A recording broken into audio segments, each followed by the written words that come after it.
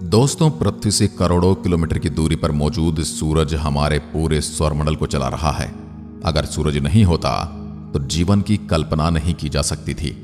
सूरज के पास इतना भारी गुरुत्वाकर्षण है कि वह अपने से 6 अरब किलोमीटर दूर मौजूद प्लूटो को भी अपने चारों ओर घूमने को मजबूर कर रहा है।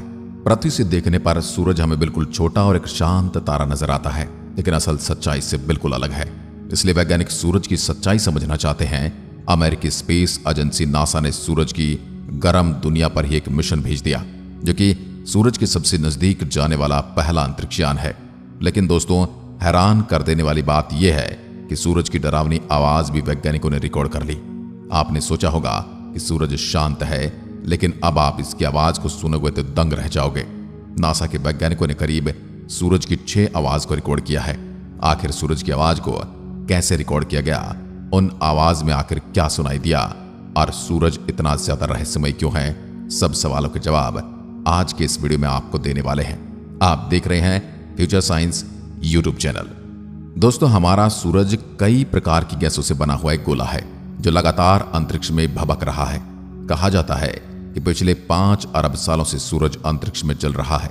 सूरज आकार में इतना बड़ा है कि इसके अंदर पृथ्वी जैसे लाखों ग्रह आराम से समा सकते हैं, और जो गर्मी हमें सूरज से मिल रही है, यह सूर्य के अंदर मौजूद कोर के अंदर न्यूक्लियर फ्यूजन रिएक्शन की प्रक्रिया होती है, जिसके कारण सूर्य के कोर का तापमान तो करोड़ों डिग्री सेल्सियस तक चला जाता है, और इसके सरफेस का तापमान भी हजारों डिग्री सेल्सियस में है।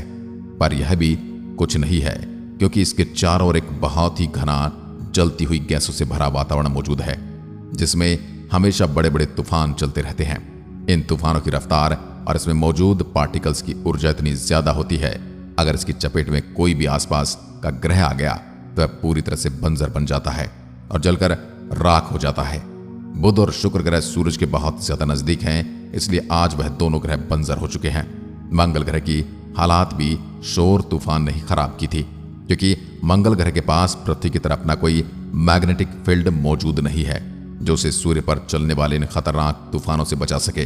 पृथ्वी के लिए भी सूरज से उठने वाले भयानक तूफान आने वाले समय में खतरा बन सकते हैं। इसलिए भारत के वैज्ञानिक और दुनिया भर के वैज्ञानिक सूरज के बारे में अच्छे से पढ़ाई करना चाहते हैं।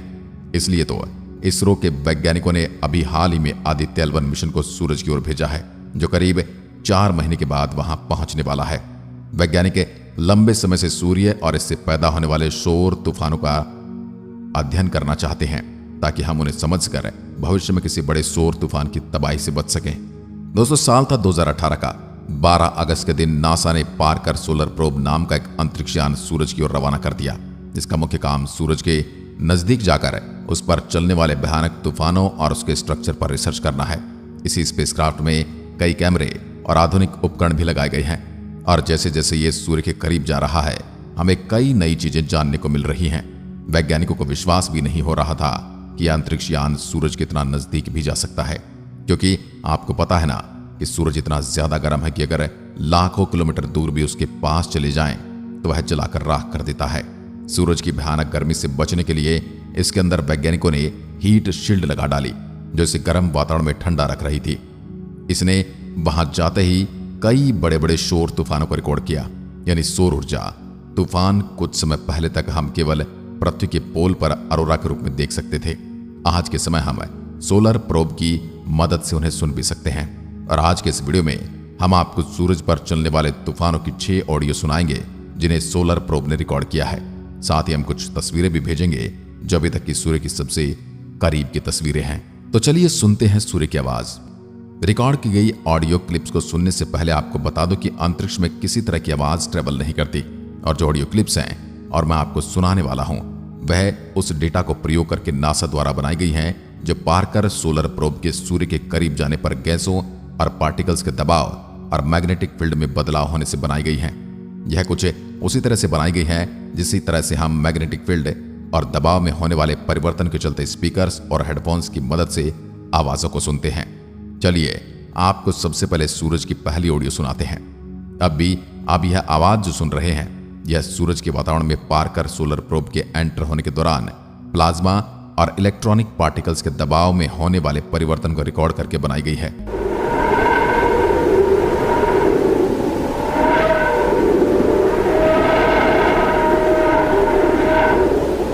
इसके अलावा जो आप वीडियो देख रहे हैं ये भी सोलर प्रोब द्वारा रिकॉर्ड की गई है। इसमें आप सूर्य से निकलने वाले पार्टिकल्स को काफी तेजी से बाहर जाते हुए देख सकते हैं। वैज्ञानिकों का कहना है कि इस ऑडियो में जो आवाज ऊपर और नीचे हो रही है ये सूर्य के वातावरण में मौजूद गैसों के दबाव में तेजी से होने वाला परिवर्तन है। अब बारी आती है हमारी दूसरी ऑडियो की। यह ऑडियो सूर्य के थोड़ा और करीब जाकर वहां पर गैसों में आने वाले परिवर्तन से रिकॉर्ड की गई है।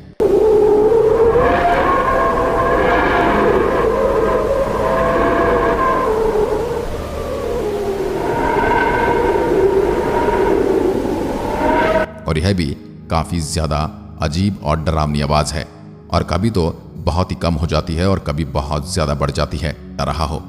अब बारी आती है तीसरी ऑडियो रिकॉर्डिंग की। अभी आप जो शांत और तेजी से बढ़ती हुई एक सीटी जैसी आवाज सुन रहे हैं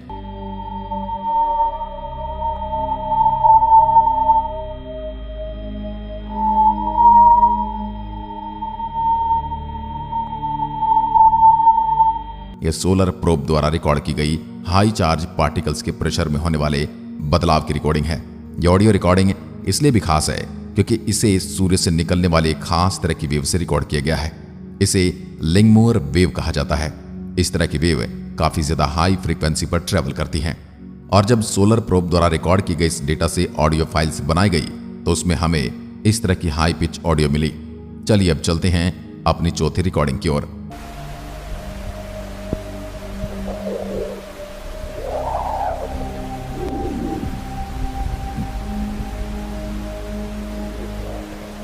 अभी जो आपने आवाज सुनी है यह सूर्य से निकलने वाले शोर तूफानों की एक खास तरह की डिस्पर्सिव वेव से पैदा हो रही है। इस तरह की वेव्स सूर्य के काफी ज्यादा करीब पैदा होती हैं और इन वेव्स की खास बात यह होती है कि बहुत ही हाई फ्रीक्वेंसी को बदलती हैं। वैसे मुझे तो यह आवाज सुनकर ऐसा ही लग रहा है कि जैसे हमारी पृथ्वी पर तेज तूफान आते हैं। वैसे आपको यह आवाज किस तरह की लगती है आप मुझे कमेंट बॉक्स में बता सकते हैं। डिस्पर्सिव वेव्स के बारे में वैज्ञानिकों का यह कहना है कि सूर्य पर चलने वाली यह वेव सौर तूफानों के साथ चलने वाली हाई पिच्ड फ्रीक्वेंसी वेव है जो अगर पृथ्वी तक पहुंचती है तो इसके एनर्जेटिक पार्टिकल्स पृथ्वी के इलेक्ट्रॉनिक सामानों के लिए काफी घातक साबित हो सकते हैं। चलिए अब बढ़ते हैं अपनी अगली पांचवी आवाज की ओर। वैसे पांचवी ऑडियो पहले वाली ऑडियो से काफी ज्यादा मिलती है लेकिन इन दोनों के ही डेटा बिल्कुल अलग हैं। पांचवी ऑडियो को सूर्य के और भी ज्यादा करीब जाकर वहां पर गैसेज और पार्टिकल्स के स्पेसक्राफ्ट से टकराने और दबाव में होने वाले बदलाव से रिकॉर्ड किया गया है।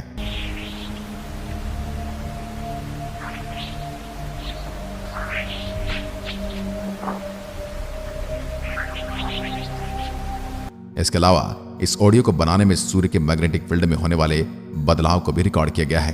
यानी इस पांचवी ऑडियो में आप जो आवाज सुन रहे हैं सूर्य पर चलने वाले सौर तूफान और सूर्य के मैग्नेटिक फील्ड में होने वाले बदलाव दोनों से मिलकर बनी है। और वैज्ञानिकों की माने तो इस आवाज में डेटा की मदद से वह सूर्य पर चलने वाले सौर तूफानों की समय अंतराल को समझ सकते हैं।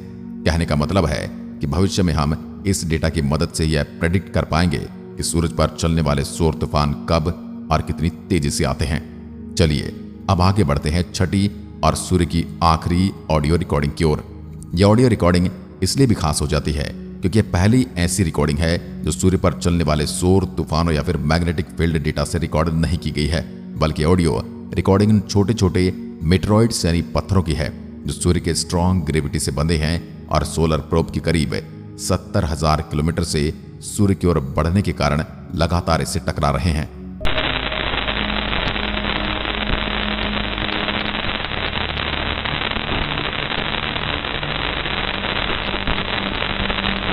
अभी आप जो आवाज सुन रहे हैं ये उन्हीं छोटे छोटे डस्ट पार्टिकल्स की पार्कर सोलर प्रोब से टकराने की आवाजें हैं और आवाजों को सुनकर मुझे हमारे पुराने टीवी की आवाज याद आ रही है। वैसे क्या आपको भी आवाज पुराने टीवी की तरह लगती है? मुझे कमेंट करके जरूर बताना।